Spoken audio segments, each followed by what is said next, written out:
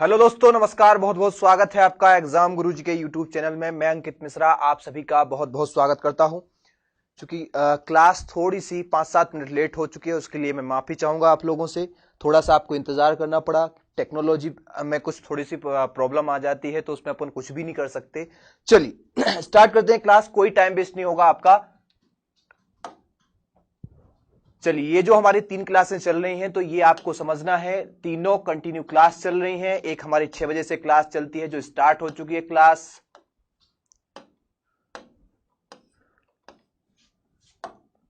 चलिए, 6 बजे वाली क्लास स्टार्ट हो चुकी है। फिर 7 बजे वाली एक क्लास चलती है, जिसमें आप अभी हिस्ट्री पढ़ रहे हैं। एक 9 बजे से क्लास चल रही है, जिसमें अभी आप राज व्यवस्था पढ़ रहे हैं।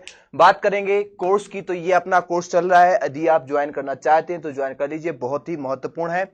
मात्र 1999 में आपको प्रिंटेड नोट्स अवेलेबल हैं।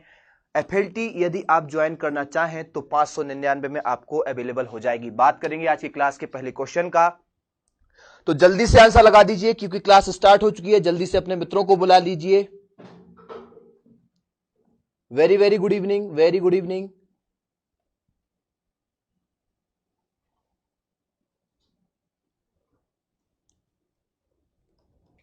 हाँ जी, जल्दी से आंसर लगाइए। भारत के निम्नलिखित भौमिकीय शैल क्रमों में से किन में लौह अयस्क का समृद्ध भंडार पाया जाता है? किन में, राइट। यहां क्या लिखा है? किन में लौह अयस्क का समृद्ध भंडार पाया जाता है। कहने का तात्पर्य यह है कि भारत में जो विभिन्न प्रकार की सेलों का विस्तार है, जैसे विंध्यन सेल समूह, कुड़प्पा सेल समूह, गोंडवाना सेल समूह या धारवाड़ सेल समूह, तो इन सब में सबसे ज्यादा जो होता है, सबसे ज्यादा लोहा किन सेलों में पाया जाता है? जल्दी से आंसर लगाइए, थोड़ा सा जल्दी से आंसर लगाइए। क्या लगा रहे हैं आप लोग? डी नंबर आप आंसर दे। Very good. तो आपका राइट आंसर क्या हो जाएगा? धारवाड़ सेल समूह। क्या हो जाएगा आपका राइट आंसर? धारवाड़ सेल समूह। आपको बिल्कुल याद रखना है, क्योंकि जो विंध्यन सेल समूह है, इसमें परतदार चट्टानें पाई जाती हैं। क्या पाई जाती हैं? परतदार चट्टानें पाई जाती हैं। गोंडवाना सेल समूह जो है, इसमें भी बहुत ही महत्वपूर्ण खनिज पाए जाते हैं, जिसमें कोयला वगैरह बहुत इंपोर्टेंट खनिज यहां भी पाया जाता है। विंध्यन सेल समूह में जो पाया जाता है, तो उसमें आपका क्या आ जाता है? विंध्यन सेल समूह में परतदार चट्टानें होती हैं, चूना, सेलखेड़ी, संगमरमर वगैरह यहां पे पाया जाता है। जबकि सबसे ज्यादा जो लोहा है वो धारवाड़ सेल समूह में पाया जाता है। याद रखना, धारवाड़ सेल समूह का जो विस्तार है वो आपके झारखंड में, उड़ीसा में और आपके कर्नाटक राज्यों में ज्यादा फैला हुआ है। याद रखना है, बहुत ही ज्यादा महत्वपूर्ण है। कुड़प्पा सेल समूह में भी कुछ खनिज निकलते हैं, जिसमें लोहा भी होता है, तांबा खनिज वगैरह और सारी चीजें यहां पर निकल जाती हैं। तो आपका राइट आंसर क्या हो जाएगा? डी नंबर आपका राइट आंसर हो जाएगा। बात करेंगे अगले क्वेश्चन की। हाँ जी, जल्दी से आंसर लगाइए। बोकारो एक तापीय बिजली घर है, वो कहां पर स्थित है? बिहार में, छत्तीसगढ़, झारखंड या ओडिशा? जल्दी से बताइए। बोकारो एक प्लांट है, स्टील प्लांट भी है। तो ये तापीय बिजली घर कहां पर स्थित है? बिहार में, छत्तीसगढ़, झारखंड या फिर ओडिशा? जल्दी से आंसर लगाइए। बोकारो कहां पर हो जाएगा मित्र? आंसर लगाइए जल्दी से। बोकारो प्लांट कहां पर स्थित है? तो बोकारो जो प्लांट है वो कहां पर लगा हुआ है? आपका झारखंड में लगा हुआ है। कहां लगा हुआ है? झारखंड में लगा हुआ है। आप लोग आंसर क्या दे रहे हैं? सी नंबर। जी हां, ओके ओके, बिल्कुल आपका क्या आंसर हो जाएगा? झारखंड बिल्कुल राइट आंसर हो जाएगा, क्योंकि जो बोकारो स्टील प्लांट है ये अमेरिका के सहयोग से लगाया गया था आपके झारखंड में। तो आंसर आपने सही दिया है। बात करेंगे आज के तीसरे प्रश्न की, और तीसरा प्रश्न आपके सामने आ चुका है। जल्दी से आंसर लगा दीजिए, बहुत शानदार सा प्रश्न है। तो भारत में ऊर्जा का सर्वाधिक स्रोत क्या है? यह आपको बताना है। भारत में जो ऊर्जा का स्रोत है सर्वाधिक, वो क्या है? जल्दी से आंसर लगाइए। देखिए, नाभिकीय ऊर्जा, पेट्रोल ऊर्जा, कोयला ऊर्जा या जल विद्युत ऊर्जा? भारत में ऊर्जा का सर्वाधिक स्रोत हमें कहां से प्राप्त होता है? तो देखिए, जब हम भारत में स्रोत की बात करें कि सबसे ज्यादा जो हमें ऊर्जा प्राप्त होती है, वो हमें तापीय विद्युत गृहों से प्राप्त होती है। कहां से? तापीय विद्युत गृहों से प्राप्त होती है। तापीय विद्युत गृह किस पे कार्य करते हैं? तो कोयले पे कार्य करते हैं। तो सबसे ज्यादा आपको कहां से ऊर्जा कहां से प्राप्त होती है? तो कोयले से प्राप्त होती है। फिर जल विद्युत स्टार्ट हो जाती है, तो फिर आपको जल विद्युत से प्राप्त होती है। और उसके बाद हो जाएगा आपका क्या? वायु। मतलब पवन ऊर्जा से प्राप्त होती है और फिर आता है आपका नाभिकीय ऊर्जा। तो ये आपको क्रम याद रखना है, ऐसा भी क्वेश्चन आ सकता है। तो सबसे ज्यादा तापीय ऊर्जा, जल ऊर्जा दूसरे नंबर पे आ जाएगा, वायु या पवन आपका तीसरा और नाभिकीय आ जाएगा चौथा। बिल्कुल इंपॉर्टेंट है, याद रखना। सबसे ज्यादा 60 से 70% कोयले से ही ऊर्जा प्राप्त हो रही है। तो आंसर क्या हो जाएगा आपका कोयला, राइट, क्योंकि कोयले को क्या कहा जाता है, काला सोना या उद्योग की रोटी के नाम से भी जाना जाता है। अगले प्रश्न में बात करेंगे इसके बारे में। हाँ जी, सुतली बम, जल्दी से लगाइए आंसर। चौथा क्वेश्चन, टिन खनिज से युक्त भारत का एकमात्र राज्य कौन सा है जहां पर टिन खनिज होता है? जल्दी से आंसर लगाइए। टिन खनिज से उत्पादन करने वाला भारत का एकमात्र राज्य, चौथा क्वेश्चन है। हाँ जी, जल्दी से आंसर लगाइए। देखिए टिन खनिज, टिन क्या होता है, टिन और जस्ता, सीसा, ये एक साथ ज्यादातर एक साथ पाए जाते हैं ना। तो जैसे अपने मध्य प्रदेश की बात की जाए तो मध्य प्रदेश के आगर गांव में क्या है, टिन निकलता है और वहीं से क्या निकलता है, सीसा निकलता है। तो दोनों ही खनिज एक साथ निकलते हैं मध्य प्रदेश के होशंगाबाद के आगर गांव में। तो आप याद रख लेना, टंगा है सीसा कहां पर, होशंगाबाद में। कहां पर, होशंगाबाद में। तो आपको याद रहेगा कि टंगस्टन और सीसा। सेकंड बात, यहां पे सॉरी टिन की बात की गई तो टिन आपका कहां होता है, बैतूल में होता है। तो इसको भी याद रख सकते हैं, बैतूल में टिन होता है। साथ में ग्रेफाइट भी होता है, तो इसको आप याद रखेंगे बेटू गिरे टीन में। कौन गिरा टीन में, बेटू गिरे टीन में। तो क्या हो जाएगा, बैतूल में आपका टिन हो जाएगा और गिरे से क्या हो जाएगा, ग्रेफाइट हो जाएगा। तो ग्रेफाइट और टिन आपका कहां होता है, बैतूल में होता है। और टंगस्टन और सीसा आपका कहां होता है, तो होशंगाबाद में होता है। जब बात की जाए आपसे टिन खनिज के मामले में भारत का राज्य कौन सा है, तो टिन सबसे ज्यादा आपका छत्तीसगढ़ में प्राप्त होता है। छत्तीसगढ़ को एकाधिकार प्राप्त है क्योंकि भारत में 90% से ज्यादा जो टिन होता है वो अकेले छत्तीसगढ़ में होता है। थोड़ा बहुत मध्य प्रदेश में होता है, तो वो मैंने बता दिया है कि आपके बैतूल में होता है टिन और ग्रेफाइट, दोनों चीजें जिससे पेंसिल की नोक बनाते हैं। बात करेंगे अगले प्रश्न की। तो अगला प्रश्न आपके सामने आ चुका है, आंसर लगा दीजिए जल्दी से। बहुत ही शानदार सा प्रश्न है कि निम्न में से कौन ऊर्जा के परंपरागत स्रोत की श्रेणी में आता है? परंपरागत स्रोत की श्रेणी में कौन सा आता है, जल्दी से आंसर लगाइए क्योंकि सिलेक्टेड क्वेश्चन है ये। कोयला, पेट्रोलियम, प्राकृतिक गैस या बायोगैस। तो देखिए यहां पर एक बात आपको सोचना है, यहां पर क्या लिखा हुआ है, ऊर्जा के गैर परंपरागत स्रोत। यहां पे सॉरी गलत हो गया, यहां पे गैर लिख लेना आप, है ना, क्या लगा लेना, ऊर्जा के गैर परंपरागत स्रोतों में कौन आता है। यहां पे जल्दी से बताइए, गैर परंपरागत अर्थात ऐसे ऊर्जा के ऐसे स्रोत जो हमें परंपरागत रूप से हमें प्राप्त नहीं हुए हैं, हमने उनके बारे में खोज की है। देखिए कोयला की हमने कोई खोज नहीं की है, कोयला पहले से मौजूद था। पेट्रोलियम की हमने खोज मतलब स्थान को खोजा है लेकिन कोई बनाया नहीं है, हमने कोई तकनीकी विकसित नहीं की, आविष्कार नहीं किया है, हमने खोज करके और उसका भी यूज करना शुरू कर दिया। प्राकृतिक गैस को भी हमने खोज निकाला, उसका भी यूज करना शुरू कर दिया। लेकिन जो बायोगैस है ये एक हमें परंपरागत रूप से नहीं मिला है, गोबर से हमने गैस बनाना शुरू किया है। तो ये हमने क्या किया, एक आविष्कार किया है, इन सब की खोज की गई है। ये सब क्या है, खोज किए गए हैं, और जो खोज किए गए हैं वो कैसे हैं, परंपरागत है, हमें परंपरागत रूप से मिले हुए हैं। लेकिन जो आपका बायोगैस है ये हमने खोजा नहीं, इसका हमने आविष्कार किया है, और आविष्कार जिसका हमने किया है वो आ जाएगा गैर परंपरागत। और गैर परंपरागत स्रोत कभी खत्म नहीं होते हैं, परंपरागत स्रोत एक निश्चित मात्रा में रहते हैं और ये खत्म हो जाते हैं। तो बात करेंगे अगले प्रश्न की। उम्मीद है आपको अच्छे से समझ में आ गया होगा कि गैर परंपरागत स्रोत और परंपरागत क्या कहलाते हैं। ऐसा क्वेश्चन आपसे पूछा जा सकता है थोड़ा सा घुमा करके।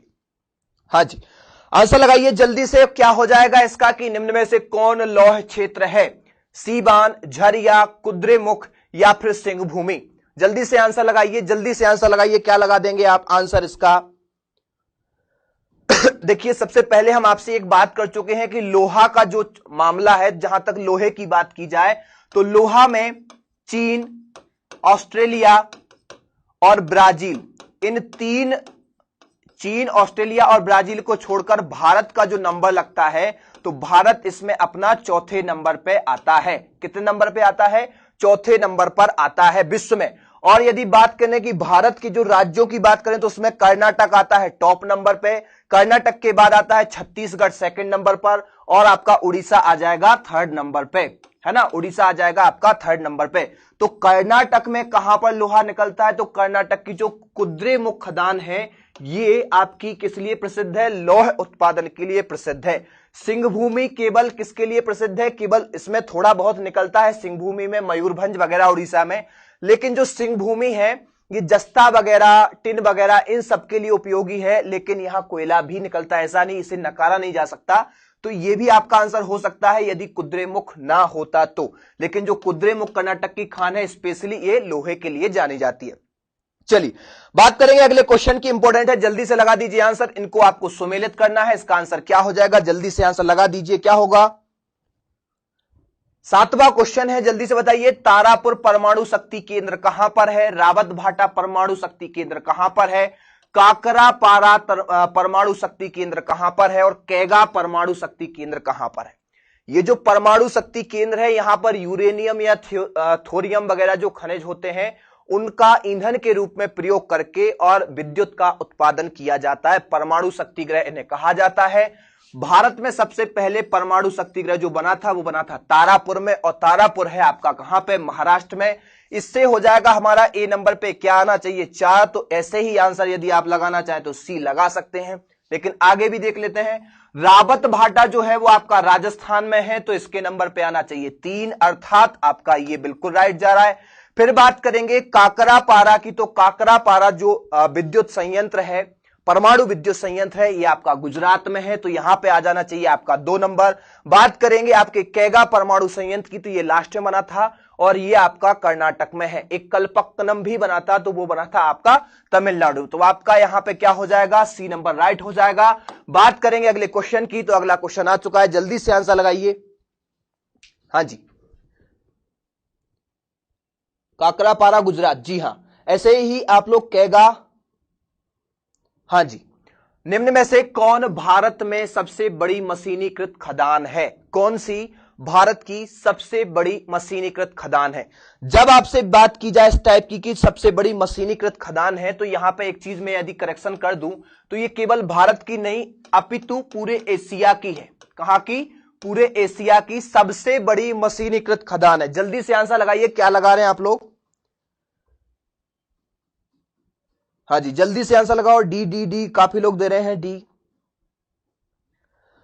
वेरी गुड, क्या होगा डी में क्या लिखा है, वेलाडीला। तो बिल्कुल आपको याद रखना है, जो वेलाडीला खदान है ये आपकी एशिया की सबसे बड़ी कैसी खदान है, मशीनीकृत खदान है। कैसी खदान है, मशीनीकृत खदान है, अर्थात मशीनों के द्वारा यहां पर लोहे का उत्खनन किया जाता है। किसका उत्खनन होता है, तो लोहे का उत्खनन यहां पर मशीनों के द्वारा किया जाता है, और ये छत्तीसगढ़ के दंतेवाड़ा जिले में स्थित है। कहां पर है, दंतेवाड़ा जिले में स्थित है, जो कि नक्सल समस्या से सर्वाधिक प्रभावित है। बहुत ही सिलेक्टेड क्वेश्चन है, याद रखना है आपको, यहां से क्वेश्चन पूछा जा सकता है। बेलाडीला जो खदान है किस खनिज के लिए जानी जाती है, तो लोहे के लिए जानी जाती है। देश में कुल विद्युत उत्पादन में ताप विद्युत का योगदान कितना है। सर मुझे इंडियन इकोनॉमी की वीडियो नहीं मिल रहे हैं आपके चैनल के। हाँ, जो इंडियन इकोनॉमी के जो चैनल आपको वीडियो नहीं मिल रहे हैं, यदि आपने कोर्स ज्वाइन किया है तो कोर्स में तो अवेलेबल हैं, लेकिन इंडियन इकोनॉमी का जो रिवीजन क्लास स्टार्ट होगी वो लास्ट मतलब स्टार्ट होगी तो आपको बता दिया जाएगा, क्योंकि इंडियन इकोनॉमी जो है मैं ही आपकी रिवीजन करवाऊंगा। तो देश में कुल विद्युत उत्पादन में ताप विद्युत का योगदान है कितना है, जल्दी से बताइए। ताप विद्युत का जो योगदान है वो कितना हो जाएगा मित्र, जल्दी से आंसर दो। 70%, कोई 60% दे रहा है। हाँ जी, तो कहीं कहीं आपको 60% मिल सकता है, लेकिन 60% पहले था, ताप विद्युत का पहले था 60%, लेकिन अब जो बढ़कर के कितना हो गया है, 70% हो गया है। इसलिए याद रखना है, देश में कुल विद्युत उत्पादन में ताप विद्युत का जो काम है उसमें 70% है, और जो 60% आप लगा रहे हैं, आप इसलिए लगा रहे हैं क्योंकि 60% से ज्यादा और 67% तक इसमें कोयले का यूज किया जाता है, तो इसलिए आप इसमें कंफ्यूज ना हो। इसका मतलब यह है कि देश में कुल ताप उद्योग, ताप के कारण जो बिजली बनाई जाती है, जो परमाणु घर लगाए जाते हैं, उनमें कोयला भट्टी से जो विद्युत बनती है वो 60% हो सकता है, 67% भी हो सकता है। लेकिन कुल जो विद्युत बनाई जाती है ताप का मतलब किसी प्रकार के जो हम लगाते हैं, उद्योग वगैरह लगाते हैं एक टाइप से, तो उसमें जो 100% अपनी 70% जो विद्युत का उत्पादन होता है वो कैसे होता है, तो वो ताप विद्युत से होता है ना, ताप विद्युत से, अर्थात हीट करके। जैसे ग्वालियर में भी एक संयंत्र लगाया गया है, वहां पर गन्ने की खोई से तापक्रम बढ़ाया जाता है, गन्ने की खोई का ईंधन के रूप में प्रयोग करके वहां बिजली बनाई जाती है। कहीं पर कोयले का यूज करके बिजली बनाई जाती है, कहीं पर और किसी अपशिष्ट को डाल करके बिजली बनाई जाती है। तो टोटल तापक्रम मतलब जिससे अग्नि लगा करके बिजली बनाई जाए तो वो आएगा 70%, याद रखना है। बात करेंगे अगले प्रश्न की।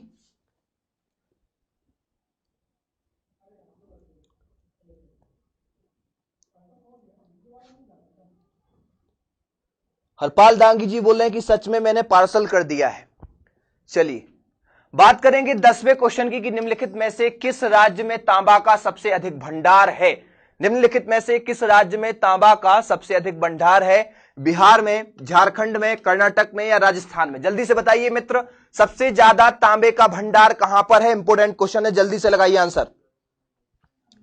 देखिए तांबे का भंडार आपसे पूछा गया है, तो तांबे का जो भंडार है, यदि बात करें भंडारण की, तो आपका जो एमपी है, मध्य प्रदेश है, मध्य प्रदेश का जो अपना ये आपका आ जाएगा क्या, बालाघाट। बालाघाट में जो आपका मलाज खंड खदान है, यहां पर सबसे ज्यादा क्या है, तांबा रखा हुआ है, भंडारण यहां पर है। इसके सेकंड नंबर पे आ जाएगा आपका, जैसे तांबा हो गया एमपी टॉप नंबर, एमपी के बाद सेकंड नंबर पे आ जाएगा आपका राजस्थान। कौन आ जाएगा? राजस्थान। और थर्ड नंबर पे आ जाएगा आपका झारखंड। ये तीनों याद रखना है, टॉप है एमपी, एमपी में मलाजखंड खदान, राजस्थान में आपकी जवार खान, याद रखना, ठीक है। और आपका जो झारखंड है, तो झारखंड में सिंहभूमि वगैरह से तांबा निकाला जाता है। तो टॉप नंबर आपका क्या हो जाएगा यहां पे? सॉरी, एमपी उपस्थित नहीं है, तो एमपी के बाद सेकंड जो है हमारा आंसर क्या हो जाएगा? डी, क्योंकि यहां पे एमपी दिया नहीं गया है। चलिए बी नहीं होगा मित्र, बी नहीं होगा क्योंकि झारखंड जो है वो तीसरे नंबर पे आएगा, सेकंड नंबर पे राजस्थान बना हुआ है। चलिए बात करेंगे अगले प्रश्न की। अगला प्रश्न आ चुका है, 11वां क्वेश्चन है, शानदार सा क्वेश्चन है, जल्दी से आंसर लगाइए। हाँ जी, जल्दी से आंसर लगाइए मित्रों, है ना। यहां पे क्या पूछा है?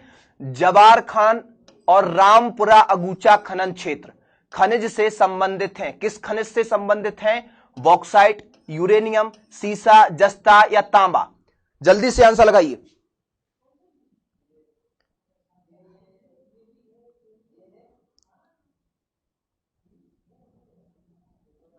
क्या हो जाएगा? सर एक क्वेश्चन का आंसर दे दीजिए। कौन से क्वेश्चन का आंसर चाहिए? अब आप एक बार कमेंट करेंगे, फिर कमेंट निकल जाते हैं, कितनी समय तक मैं रुकूं आपके लिए। देखिए जवार खान, रामपुरा अगूचा खान किस लिए प्रसिद्ध है? तो देखिए मैंने आपसे क्या बोला था कि जवार खान से क्या निकलता है? जस्ता। क्या निकलता है? जस्ता। जस्ते के साथ सीसा भी निकलता है, क्योंकि जस्ता और सीसा क्या कहलाते हैं? जुड़वा खनिज कहलाते हैं। क्या कहलाते हैं? जुड़वा खनिज कहलाते हैं। जहां सीसा वहां जस्ता, तो दोनों एक साथ निकलते हैं। जस्ता का मतलब जिंक, किसी भी बर्तन इत्यादि पे परत चढ़ाने के लिए इसका यूज होता है ताकि जंग वगैरह ना लगे। और सीसा भी यूज होता है बैटरियां बनाने में, ये विद्युत का कुचालक होता है। चूंकि सीसा हमारे यहाँ इतना नहीं होता है कि हमारी पूर्ति हो जाए, इसलिए सीसा का हम ज्यादातर आयात करते हैं, दूसरे देशों से मंगाते हैं। तो याद रखना है आपको कि जो राजस्थान की अगूचा, रामपुर अगूचा खान है और जवार खान है, ये सबसे ज्यादा सीसा और जस्ते का क्या करती हैं? उत्खनन होता है यहां पर, ठीक है। यूरेनियम भी यहां निकलता है, ये भी आपको याद रखना है, पर सीसा जस्ते के लिए ये प्रमुख है, याद रखना है। बात करेंगे अगले प्रश्न की। अगला प्रश्न आपके सामने आ चुका है, 12वां क्वेश्चन है, शानदार है। भारत के निम्नलिखित राज्यों में से कौन अभ्रक का सबसे बड़ा उत्पादक है? कौन सा अभ्रक का सबसे बड़ा उत्पादक है? आंध्र प्रदेश, बिहार, झारखंड, राजस्थान। अभ्रक की बात की गई है, चूंकि अभ्रक के उत्पादन में भारत संपूर्ण विश्व में टॉप नंबर पे है। भारत कहां है? टॉप नंबर पे है भारत। तो अभ्रक की बात की गई है, जल्दी से आंसर लगाइए, इंपोर्टेंट क्वेश्चन है। हाँ जी, जल्दी से आंसर लगाइए।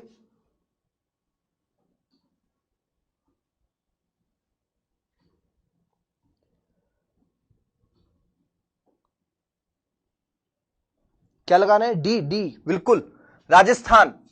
हाँ जी, यहां पे जी नहीं, राजस्थान नहीं होगा आपका, क्योंकि आंध्र प्रदेश यहां पे ऑप्शन में है, क्योंकि जो अभ्रक का उत्पादन होता है तो आंध्र प्रदेश सबसे ज्यादा 72% अकेले, 100% में से 72% अकेले आंध्र प्रदेश में होता है अभ्रक। बाकी सेकंड नंबर पे आता है आपका राजस्थान। यदि आपको आंध्र प्रदेश ऑप्शन में नहीं मिलता तो आपका आंसर डी हो सकता था, लेकिन यहां पे आपको याद क्या रखना है कि आंध्र प्रदेश 72% के साथ टॉप नंबर पे है और सेकंड नंबर पे आपका राजस्थान आ जाएगा। लेकिन भारत जो है संपूर्ण विश्व में अभ्रक का सबसे ज्यादा उत्पादन करता है और भंडार ही अभ्रक के भारत में ज्यादा है।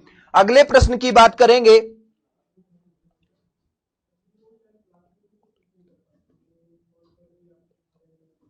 एक के बाद, हाँ जी, वो जो एक वाली जो क्लास है मैं आपको बता दूं, जो एक वाली क्लास लिखी हुई है वो इंडियन ज्योग्राफी स्टार्ट हुई थी पहली, तो पहले सोचा कि हम 1-2 करके मतलब 15 क्लास करवा दें इंडियन ज्योग्राफी की, लेकिन बाद में वो 16वीं क्लास है ना, 16वीं क्लास है, बाकी 17 फिर 18 ये कंटिन्यू क्लासें चलेंगी, राइट। आप देख सकते हैं रिवीजन करते रिवीजन हो जाएगा आपका।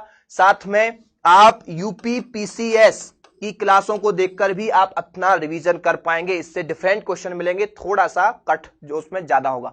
संगमरमर क्या है? जल्दी से आंसर लगाइए, संगमरमर क्या हो जाएगा? जल्दी से बताइए क्या होगा संगमरमर। सभी लोग जानते हैं संगमरमर के बारे में कि संगमरमर क्या होता है। देखिए, संगमरमर से हमारे भारत में बहुत जगह बहुत सारी इमारतों पर लगाया गया है। जैसे संगमरमर से सबसे बड़ी इमारत जो ताजमहल है वो भी बनी हुई है, जो कि शाहजहां ने बनवाया था और अहमद लाहौरी ने उसके लिए स्पेशल क्या मंगवाया था, तो वो संगमरमर कहां से आया था? राजस्थान की मकराना खदान से, बहुत ही बेस्ट क्वालिटी का संगमरमर। तो संगमरमर क्या होता है कि जब कायांतरित या रूपांतरित चट्टानें जो होती हैं, रूपांतरित या कायांतरित जो चट्टानें होती हैं, जैसे चूना वगैरह हुआ, तो चूना जब लंबे समय तक जमीन के नीचे दबा रहता है, चूने की परत दबी रहती है, तो वो धीरे धीरे वो परत क्या बन जाती है? संगमरमर बन जाती है। क्या बन जाती है? संगमरमर बन जाती है। रूप अपना चेंज करके संगमरमर बन जाता है। तो आपका जो संगमरमर है वो कैसी चट्टान हुआ? कैसी चट्टान हुआ? अर्थात रूप बदलने वाली, अर्थात कायांतरित चट्टान, अर्थात काया को बदलने वाली या रूप को बदलने वाली। तो आपकी पुनर्रवीकृत हो जाएगा। क्या हो जाएगा? पुनर्रवीकृत चूना पत्थर, अर्थात चूना से क्या होना? पुनः दूसरी चट्टान बनना। तो हो जाएगा आपका क्या? संगमरमर। बलुआ पत्थर की बात करें तो बलुआ पत्थर जब बदलता है तो क्वार्टजाइट बन जाता है। क्या बन जाता है? क्वार्टजाइट बन जाता है। और कार्बन के अपर रूप की बात करते हो, कार्बन से बहुत सारी चीजें बनती है, जैसे ग्रेफाइट बन गया, जैसे हीरा बन गया, तो ये सारी चीजें बन जाती हैं। चलिए अगला प्रश्न है 14वां क्वेश्चन, जल्दी से आंसर लगाइए। क्या हो जाएगा? बहुत ही महत्वपूर्ण क्वेश्चन है। भारत में 2 अग्रगण्य कोयला उत्पादक राज्य कौन से होंगे? 2 अग्रगण्य कोयला उत्पादक राज्य। कोयले को उद्योग की रोटी या काले सोने के नाम से जाना जाता है। मैं आपसे बात कर चुका हूं कि भारत में महत्वपूर्ण जो राज्य हैं उनका नाम जल्दी से बताना है आपको। क्या हो जाएगा? तो सबसे टॉप नंबर पे आ जाएगा आपका झारखंड। टॉप नंबर पे क्या आ जाएगा कोयले के उत्पादन में? झारखंड। बात करेंगे सेकंड की तो फिर आ जाएगा आपका छत्तीसगढ़। सेकंड नंबर पे क्या आ जाएगा? तो आ जाएगा आपका छत्तीसगढ़। और थर्ड नंबर पे आ जाएगा आपका ओडिशा। क्या आ जाएगा? ओडिशा आ जाएगा। तो झारखंड, छत्तीसगढ़ और ओडिशा। आपको यहां पर झारखंड, छत्तीसगढ़, झारखंड, छत्तीसगढ़, ओडिशा, छत्तीसगढ़, मध्य प्रदेश, मध्य प्रदेश, आंध्र प्रदेश। देखिए ये भी हो सकता है, लेकिन इससे पहले आपको कौन मिल गए हैं? झारखंड और छत्तीसगढ़, दोनों प्रधान उत्पादक मिल गए हैं, पहला और दूसरा, और पहला और तीसरा। तो हमें कौन लगाना है? पहला और दूसरा, क्योंकि ये सबसे ज्यादा, सॉरी, ये नंबर आपका टॉप हो जाएगा, क्योंकि झारखंड पहला है, छत्तीसगढ़ दूसरा है, ओडिशा तो तीसरे नंबर पे आएगा। तो आपका आंसर क्या हो जाएगा? B number. कोई कंफ्यूजन नहीं होना है, ओडिशा आपका तीसरा नंबर, राइट। चलिए ए नंबर लगाया है, काफी लोगों ने कंफ्यूज हो गए हैं आप लोग। सर आपकी भूगोल की प्लेलिस्ट में पूरी क्लास नहीं है, एक के बाद डायरेक्ट 17 नंबर की क्लास है। चिंता मत करो, अब भी करवा दूंगा कंप्लीट, है ना। चिंता मत करो, आप कि एक के बाद प्लेलिस्ट में क्लास नहीं है, उसकी चिंता छोड़ दो। आपको कंटिन्यू क्लासें हैं, है ना। आप इंडियन ज्योग्राफी की कंटिन्यू क्लासें हैं, जहां पे एक क्लास लिखा है उस क्लास को आप क्या मानिए? उसको आप 16वीं क्लास मानिए, क्योंकि वो इंडियन ज्योग्राफी की पहली हुई थी तो पहले लिखा कि एक लिख दें, लेकिन वो 16वीं क्लास है। एक को 16वीं मानिए, क्योंकि 1 से 15 तक है हमारी वर्ल्ड ज्योग्राफी की क्लास और 16वीं से लेकर 30 तक चलेंगी आपकी इंडियन ज्योग्राफी की क्लास। तो आपको पहली क्लास को 16वीं क्लास मानना है, याद रखना। चलिए अगले प्रश्न की तरफ बढ़ते हैं, इसका आंसर बी हो जाएगा। प्रश्न की तरफ बढ़ते हैं, यह आपका 15वां क्वेश्चन है, जल्दी से लगाइए। निम्नलिखित राज्यों में से किस राज्य में नामचिक नामफुक कोयला क्षेत्र अवस्थित है? नामचिक और नामफुक दो कोयला क्षेत्र की जो खदानें हैं बहुत महत्वपूर्ण है, और कहां पर है? मेघालय, अरुणाचल, मेघालय, मणिपुर या मिजोरम। तो पूर्वोत्तर भारत में है। कहां पर है? पूर्वोत्तर भारत में है। जल्दी से लगाइए आंसर क्या हो जाएगा, है ना, जल्दी से लगाइए आंसर क्या हो जाएगा। पूर्वोत्तर भारत में है तो मेघालय, देखिए ये रहा आपका मेघालय, ये रहा आपका नागालैंड, ये रहा आपका मणिपुर, ये रहा आपका मिजोरम। तो कहां पर है? ये रहा आपका क्या? अरुणाचल। तो अरुणाचल में है ये मित्र, याद रखना, अरुणाचल के चामलांग जिले में। कहां पर? चामलांग जिले में दोनों खदानें हैं, नामफुक और नामचिक, जो कि कोयले के लिए प्रसिद्ध हैं, गोंडवाना लैंड की चट्टानों में स्थित हैं। याद रखना, क्योंकि ये जो आपका मेघालय का पठार है ये आपका दक्कन के पठार का ही विस्तार माना जाता है, गारो, खासी, जयंतिया और नागा पहाड़ियां। तो ज्यादातर लोग क्या लगा देते हैं? गलत लगा देते हैं, मेघालय लगा के आ जाते हैं, जो कि रॉन्ग है। याद रखना है आपको, इसका आंसर होगा आपका अरुणाचल प्रदेश। ए नंबर। बात करेंगे अगले प्रश्न की। 16वां क्वेश्चन आपके सामने है, जल्दी से आंसर लगाइए। एज राइट लगाया था, वेरी गुड। चामलांगला, ओके ओके ओके। हाँ जी, कोयले के बृहद सुरक्षित भंडार होते हुए भी भारत क्यों मिलियन टन कोयले का आयात करता है? सिलेक्टेड क्वेश्चन, अच्छे से पढ़ना इसको, क्योंकि भारत के पास मिलियन टन कोयले का विस्तार है, भारत में बहुत ज्यादा कोयला है, फिर भी भारत को क्या करना पड़ता है? कोयले का बहुत ही ज्यादा आयात करना पड़ता है, विदेशों से मंगाना पड़ता है। इसका रीजन क्या है? भारत की यह नीति है कि वह अपने कोयले के भंडारण को भविष्य के लिए सुरक्षित रखना चाहता है, या फिर भारत के अधिकतर विद्युत संयंत्र कोयले पर ही चल रहे हैं, इसलिए कोयले की जो है पूर्ति नहीं हो पाती है, और या फिर इस्पात कंपनियों को बड़ी मात्रा में कोक कोयले की आवश्यकता होती है, जिससे आयात करना पड़ता है। तो जो इस्पात कंपनियां हैं, लौह इस्पात कंपनियां अपने लोहे को गलाने के लिए बहुत ज्यादा कोयले को जलाती हैं, रद्दी क्वालिटी के कोयले को, थर्ड क्वालिटी के कोयले को जलाती हैं, जिसे भूरा कोयला बोलते हैं, ठीक है। तो उस कोयले को जलाने के लिए इस्पात कंपनियों को कोक कोयले की आवश्यकता होती है, इसलिए ये क्या करना पड़ता है? आयात करना पड़ता है। वेरी गुड, ये आपका सही है। भारत के अधिकतर विद्युत संयंत्र क्या 60% जो तापीय ऊर्जा है वो केवल कोयला दे रहा है। तो आप ये मान लीजिए कि कोयले से ही सारा का सारा ये ताप संयंत्र या विद्युत बन रही है। तो ये भी आपका राइट है। लेकिन भारत के पास कोयला है, लेकिन उसे संजो के रख रहा है, अभी विदेशों से मंगा रहा है, ये आपका तर्क संगत नहीं है, क्योंकि जो चीज हमारे पास मौजूद है हम तब तक उसे बाहर से नहीं मंगाते जब तक वो खत्म नहीं हो जाती। तो ये आपका रॉन्ग हो जाएगा। 2 और 3 मतलब बी नंबर आपका आंसर हो जाएगा। जिन्होंने बी लगाया उसका राइट हो जाएगा। चलिए बढ़ते हैं अगले प्रश्न की तरफ। तो अगला प्रश्न आ चुका है, भारत में पेट्रोलियम का अग्रणी उत्पादक राज्य कौन सा है? असम, राजस्थान, महाराष्ट्र या तमिलनाडु? भारत में पेट्रोलियम का अग्रणी उत्पादक राज्य कौन सा है? भारत में सबसे ज्यादा पेट्रोलियम का उत्पादक राज्य कौन सा है? जल्दी से लगाइए आंसर, है ना। 17वां क्वेश्चन है, इंपोर्टेंट क्वेश्चन, जल्दी से लगाइए,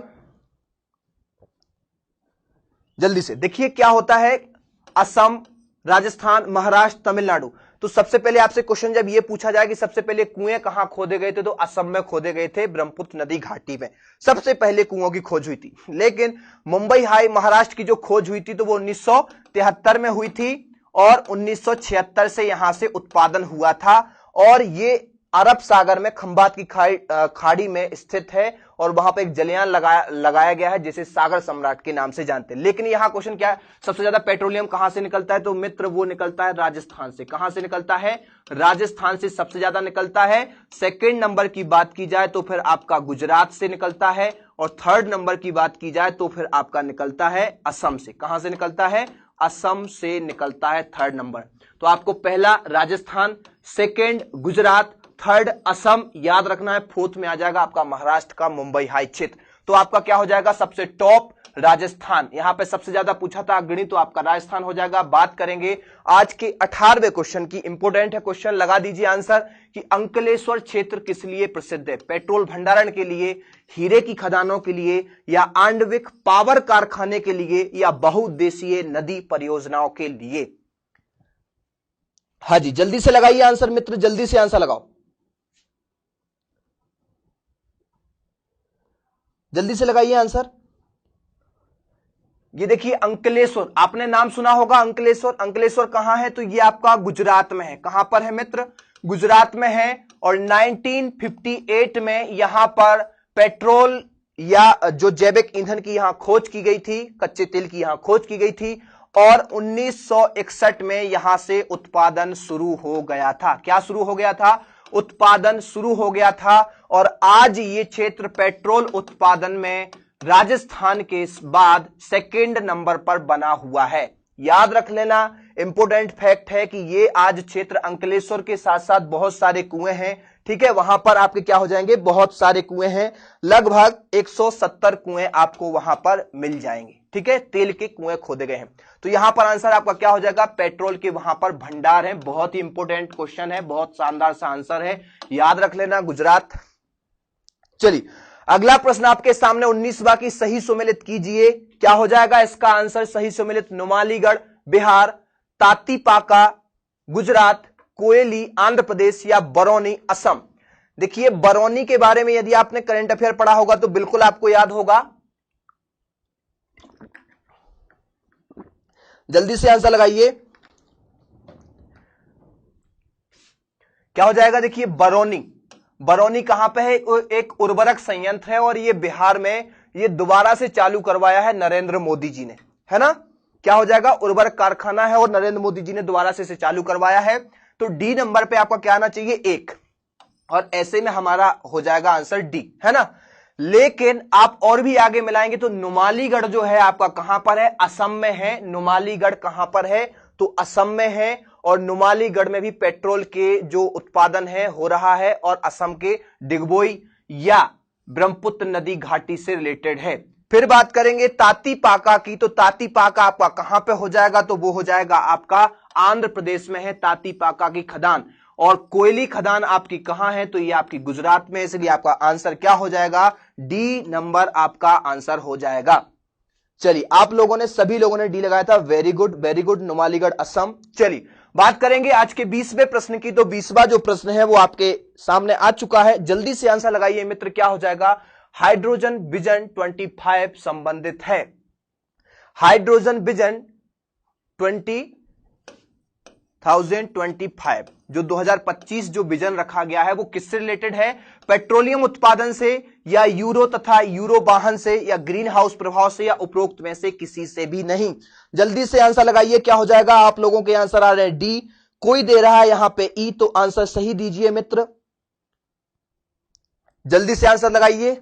हाँ जी, बी नंबर कोई सी नंबर, देखिए आंसर अलग अलग आ रहे हैं, ध्यान से सुन लीजिए। जो हाइड्रोजन विजन जो 2025 का जो विजन रखा गया है, इसका मतलब यह है कि हमारे भारत में जितने भी पेट्रोलियम के उत्पादन संभावित है वहां की सर्चिंग करना, खोज करना और ज्यादा से ज्यादा पेट्रोल की खोज करके उनका उपयोग करना। तो हमें 2025 तक क्या करना है? उपयोग करना है। सेकंड, इसका एक और उद्देश्य है हाइड्रोजन विजन 2025 का, कि हमें भारत में जो वाहन चल रहे हैं पेट्रोल डीजल से, उनकी संख्या को कमी करना और ज्यादा से ज्यादा इलेक्ट्रिक वाहनों का यूज करना। तो यहां पे ये बोला जा सकता है कि 2023 तक संपूर्ण भारत में इलेक्ट्रिक वाहनों को फैला दिया जाएगा और जो ये वाहन है धीरे धीरे करके इन पर बैन लगाया जाएगा। इलेक्ट्रिक वाहनों को मोदी सरकार ने सब्सिडी देना शुरू कर दिया है, ताकि जो डीजल पेट्रोल की जो हमारे यहां जो हमें आयात करना पड़ता है दूसरे देशों से, बहुत ही महंगा होता है,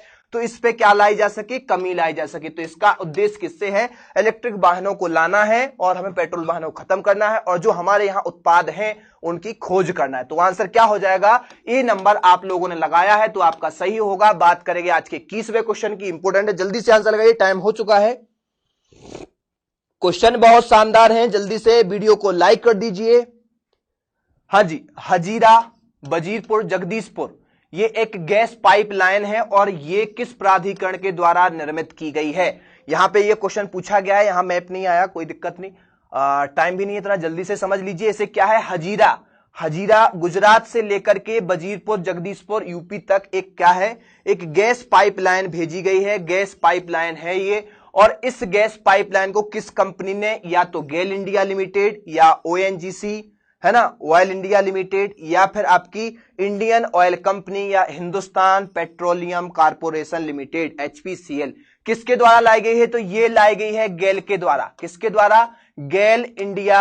गेल अथॉरिटी इंडिया लिमिटेड, है ना।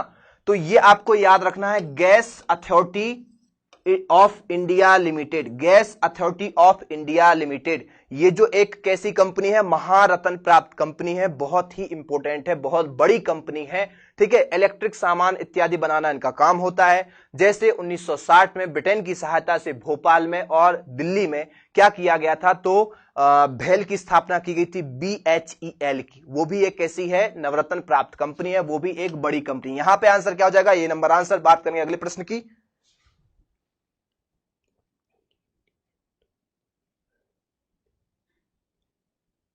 अगाइल इंडियन, 20 का सी। चलिए 22 का आंसर लगाइए। भारत में अधिकांश प्राकृतिक गैस का उत्पादन निम्न में से कहां किया जाता है?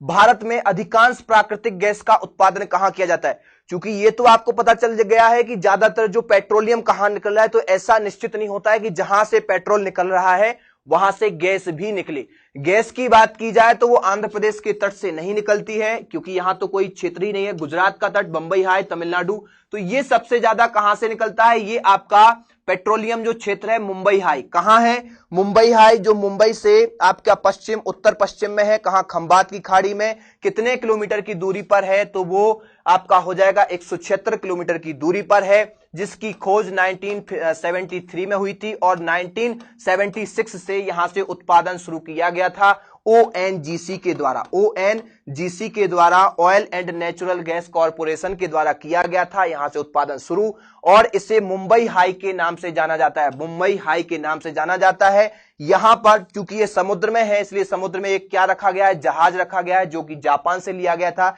जिसे सागर सम्राट कहते हैं। क्या कहते हैं? सागर सम्राट कहते हैं। यहां से क्वेश्चन पूछा जा सकता है, ध्यान से इसको समझ लेना, याद रखना। बात करेंगे, और इसमें यदि बात यह की जाए कि ये जो परिष्करणशालाएं हैं तो वो अपनी भारत में कितनी कर रही हैं अभी काम, तो वो कुल मिला के 21 परिष्करणशालाएं हैं, जिसमें से जो 17 हैं वो कैसी हैं? सार्वजनिक हैं या सरकारी हैं।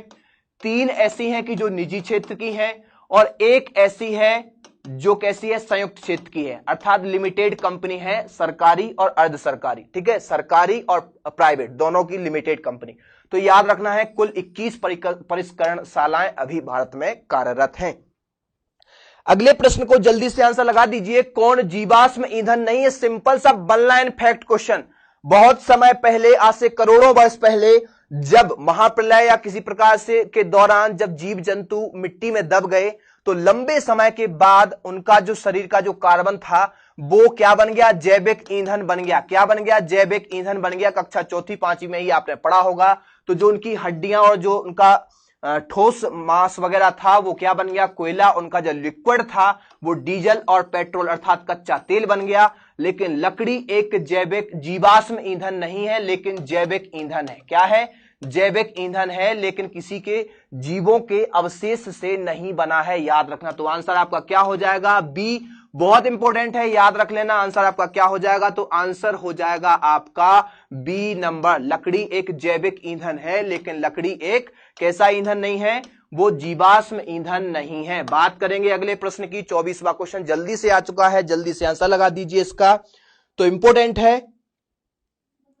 हाँ जी, जल्दी से आंसर लगाइए, बहुत महत्वपूर्ण है। क्या हो जाएगा? निम्नलिखित में से कौन सा राज्य भारत में मैग्नीज का सर्वाधिक उत्पादन करता है? कौन सा हो जाएगा मैग्नीज में?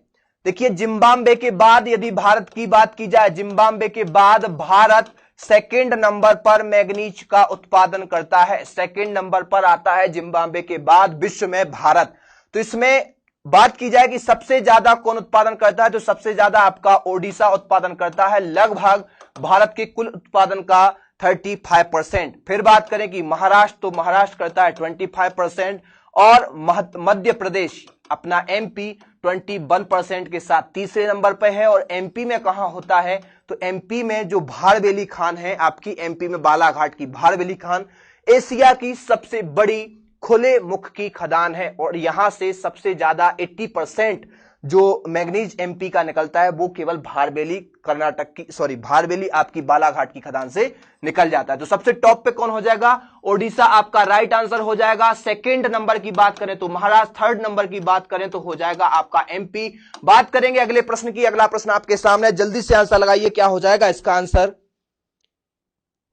हाँ जी, क्या हो जाएगा इसका आंसर? निम्न में से कौन सुमेलित नहीं है? बेलाडीला, मध्य प्रदेश, कमानगुंडी, कर्नाटक, सिंहभूमि, झारखंड, मयूरभंज, ओडिशा। जल्दी से लगाइए, आंसर लगाइए, क्या हो जाएगा आपका आंसर? तो बिल्कुल सिंपल सा है आंसर कि मैं आपसे पहले प्रश्न में बात कर चुका हूं कि जो बेलाडीला जो खदान है ये कहां की खदान है? तो ये आपकी छत्तीसगढ़ की खदान है। कहां की खदान है मित्र? छत्तीसगढ़ की खदान है। और ये लोहा की खदान है। कैसी खदान है? लोहा की खदान है। और ये दंतेवाड़ा में स्थित है, दंतेवाड़ा में स्थित है, जो कि नक्सली इलाका है। कैसा? नक्सली इलाका है, सॉरी नक्सली इलाका है। और इस नक्सली इलाके में दंतेवाड़ा में बेलाडीला की खदान है, जो कि एशिया की सबसे बड़ी कैसी मशीनीकृत खदान है। याद रखना इंपॉर्टेंट है, मशीनीकृत खदान है। तो ये तो सिंपल था, बाकी सभी सुमेलित हैं, क्योंकि मयूरभंज आपका उड़ीसा हो जाएगा, सिंहभूमि आपका कहां हो जाएगा? तो झारखंड। जल्दी से आंसर लगाइए। 26वां क्वेश्चन, निम्नलिखित में से कौन सा सुमेलित नहीं है? पलामू, तांबा, हजारीबाग, मैग्नीज, खेतड़ी, अभ्रक और क्योंझर बॉक्साइट। जल्दी से आंसर लगाइए। 26वां क्वेश्चन, 26वां क्वेश्चन है, जल्दी से आंसर लगाइए। क्या लगा रहे हैं आप? ए लगा रहे हैं ना? ए अभी आप 25वें का दे रहे हैं। ओके, 26वें का लगाइए जल्दी से आंसर। देखिए क्या हो जाएगा, पलामू आपका कहां पे है? झारखंड में है ना। और पलामू झारखंड में किसका उत्पादन करता है? तो वो करता है बॉक्साइट का। किसका उत्पादन करता है? तो ए नंबर पे आपका आना चाहिए क्या? 4, है ना। और फिर आ जाएगा हजारीबाग, तो ये भी कहां पे है आपका? झारखंड में है। और ये क्या करता है? तो ये हजारीबाग झारखंड का अभ्रक उत्पादन करता है। तो आपका आना चाहिए 3, है ना। 4, 3 आपका कहां मिल रहा है? तो यहां पे मिल जाएगा 4, 3 इसमें, मतलब पहला नंबर का आपका आंसर हो जाएगा। लेकिन और देख लेते हैं तो और आपका खेतड़ी हो जाएगा। तो खेतड़ी में क्या आ जाएगा? खेतड़ी खान आपकी कहां पर है? तो खेतड़ी खान राजस्थान में तांबा उत्पादन के लिए प्रमुख है।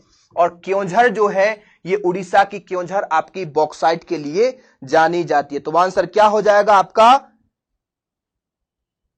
सॉरी उल्टा हो गया, क्या बोल दिया मैंने? सॉरी, एक सेकंड देख लेते हैं इसको।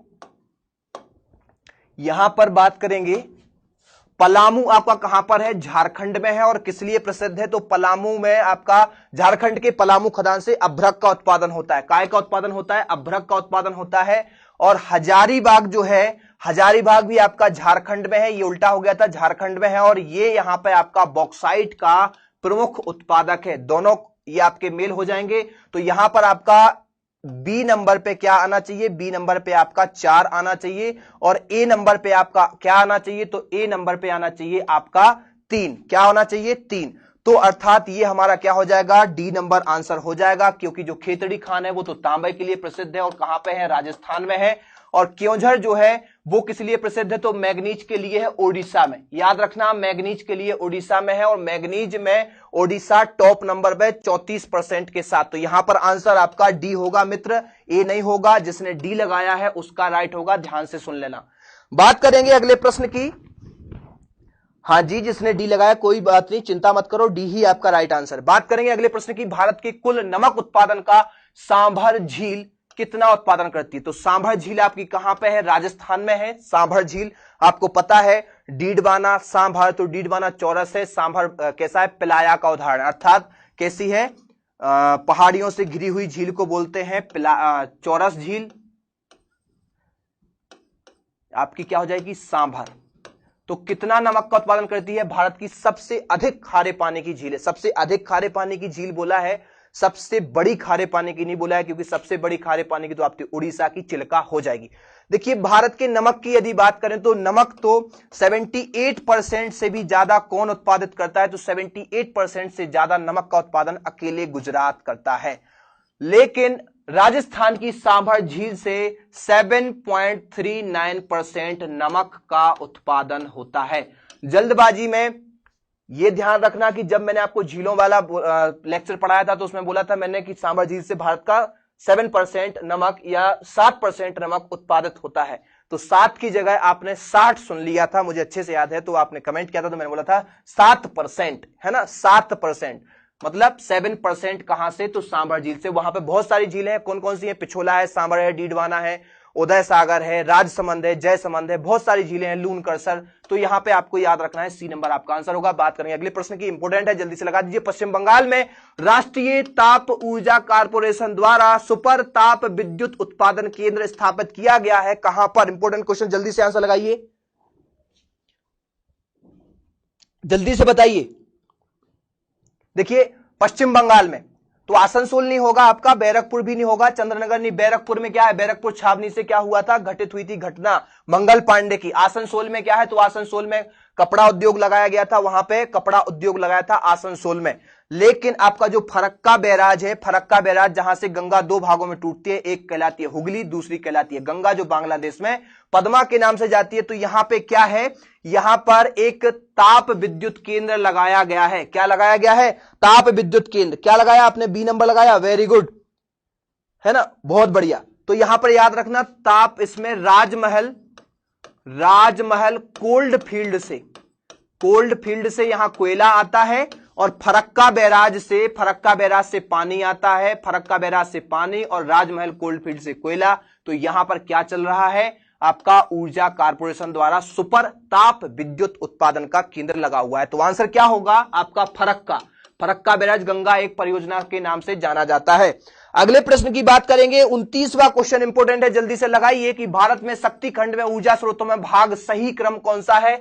क्योंकि ये वाला जो क्वेश्चन है, मैं आपको शुरुआत में बोल चुका हूं कि सबसे ज्यादा भारत में 70% तापीय ऊर्जा का यूज हो रहा है। 70% कौन सा यूज हो रहा है, तापीय ऊर्जा का यूज हो रहा है। तो आपके ये दो आंसर ही होंगे। अब बात करेंगे अगले की कि ताप के बाद में क्या आएगा, तो ताप के बाद में जल विद्युत का यूज होता है, ठीक है। जल विद्युत के बाद में आपका होता है वायु ऊर्जा का विद्युत होता है, या पवन ऊर्जा का काम होता है। फिर आपकी लास्ट में आणविक ऊर्जा का विकास भारत में सबसे कम हुआ है ना, क्योंकि भारत में यूरेनियम जैसे खनिज बहुत ही कम मात्रा में राजस्थान में निकलते हैं, लेकिन उससे ज्यादा थोरियम भारत में निकलता है। चलिए, तो आंसर क्या हो जाएगा आपका, ए नंबर आंसर होगा। उम्मीद है कि आपको समझ में आ गया होगा, क्योंकि इसके बारे में डिटेल से बात कर चुके हैं।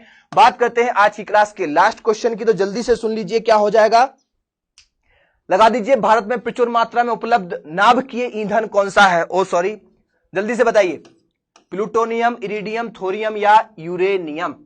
जल्दी से आंसर लगाइए, यूरेनियम, थोरियम, इरिडियम या प्लूटोनियम, कहां पे कौन सा होता है? तो भारत में सबसे ज्यादा कौन सा नाभिकीय ईंधन है? तो नाभिकीय जो ईंधन होता है, नाभिकीय ईंधन, ये परमाणु विद्युत गृहों में इसका यूज होता है। और सबसे टॉप क्वालिटी का जो परमाणु ईंधन होता है वो होता है यूरेनियम। कौन होता है? यूरेनियम। चूंकि यूरेनियम के बाद सेकंड नंबर का जो उपयोगी होता है वो होता है थोरियम। और भारत में यूरेनियम को हमें आयात करना पड़ता है, विदेशों से मंगाना पड़ता है, बहुत ही महंगा होता है ये तत्व। तो हम ज्यादा नहीं मंगाते, हम क्या करते हैं, थोरियम का यूज करते हैं। किसका यूज करते हैं? सेकंड क्वालिटी वाले थोरियम का यूज करते हैं। तो ये थोरियम हमारे यहां पर्याप्त मात्रा में निकलता है। तो आंसर अपना क्या हो जाएगा? तो आंसर आपका हो जाएगा, आंसर आपका क्या हो जाएगा? तो आंसर आपका हो जाएगा थोरियम। क्या हो जाएगा आंसर आपका? थोरियम, अर्थात बी नंबर। काफी लोगों ने लगाया है B number, very good. Ruby ji ने लगाया सी। ध्यान से सुने कि थोरियम लगाएंगे आप, इरिडियम नहीं लगाएंगे। प्लूटोनियम का भी यूज होता है, यूरेनियम का भी यूज होता है, थोरियम का भी यूज होता है, लेकिन सेकंड नंबर का थोरियम है, फर्स्ट नंबर का यूरेनियम है। ओके, नेक्स्ट क्लास की यदि बात करें तो अगली जो आपकी क्लास है उसमें आप पढ़ने वाले हैं भारत के प्रमुख उद्योगों के बारे में। अच्छे से टॉपिक को तैयार करके आना, क्योंकि कल की जो क्लास रहेगी 6 बजे राइट 6 बजे स्टार्ट हो जाएगी। और कल आप पढ़ने वाले हैं भारत के प्रमुख उद्योग। क्वेश्चन यदि अच्छे लगे हैं आपको, बहुत शानदार क्वेश्चन थे, तो वीडियो को ज्यादा से ज्यादा लाइक करना है। आपको जाने से पहले लाइक करना है, वीडियो की लिंक को शेयर करना है। जहां तक रही आपकी बात की आपको प्ले लिस्ट में कोई वीडियो नहीं मिल रही है, तो क्रमशः वर्ल्ड ज्योग्राफी की 15 क्लासें हैं और इंडियन ज्योग्राफी की पहली क्लास को 1 लिख दिया गया था। बाकी आपकी 16 से जो क्लासें हैं वो सारी इंडियन ज्योग्राफी की चल रही हैं कंटिन्यू। 30 क्लासें जैसी 15 क्लास, मतलब ये 16 से 30 हो जाएंगी जैसे ही, तो हम इसकी एक भी प्लेलिस्ट कंप्लीट करवा देंगे। तो आप लोगों को इंडियन ज्योग्राफी, वर्ल्ड ज्योग्राफी और इंडियन ज्योग्राफी कंप्लीट, पर हमारा अगला नेक्स्ट चैप्टर होगा। चलिए, नेक्स्ट यदि बात करें क्लासों की, तो ये जो कंटिन्यू क्लासें चल रही हैं, कोर्स हमारा अभी आपने ज्वाइन नहीं किया तो आप कर सकते हैं, ये हमारा ऑफिस का नंबर है, इस पर आप संपर्क कर सकते हैं। और ये जो क्लासें हैं कंटिन्यू चल रही हैं 6 बजे से, ये 7 बजे से स्टार्ट हो जाएगी जस्ट अब भी, और ये 9 बजे से आपकी क्लास स्टार्ट होती है। चलिए ओके, क्या बोल रहे हैं आप? साइंस की क्लास कब होगी? बहुत जल्द स्टार्ट हो जाएगी, चिंता मत करो साइंस की class. Thank you thank you.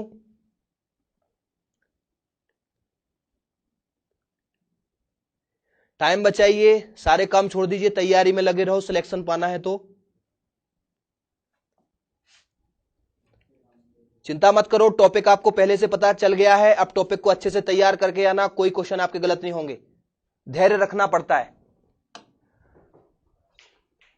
Video को ज्यादा से ज्यादा लाइक कीजिए और ज्यादा से ज्यादा शेयर कीजिए, बहुत शानदार क्वेश्चन आपके लिए लाने वाला हूं। 6 बजे उपस्थित हो जाना, तब तक के लिए विदा। Thank you.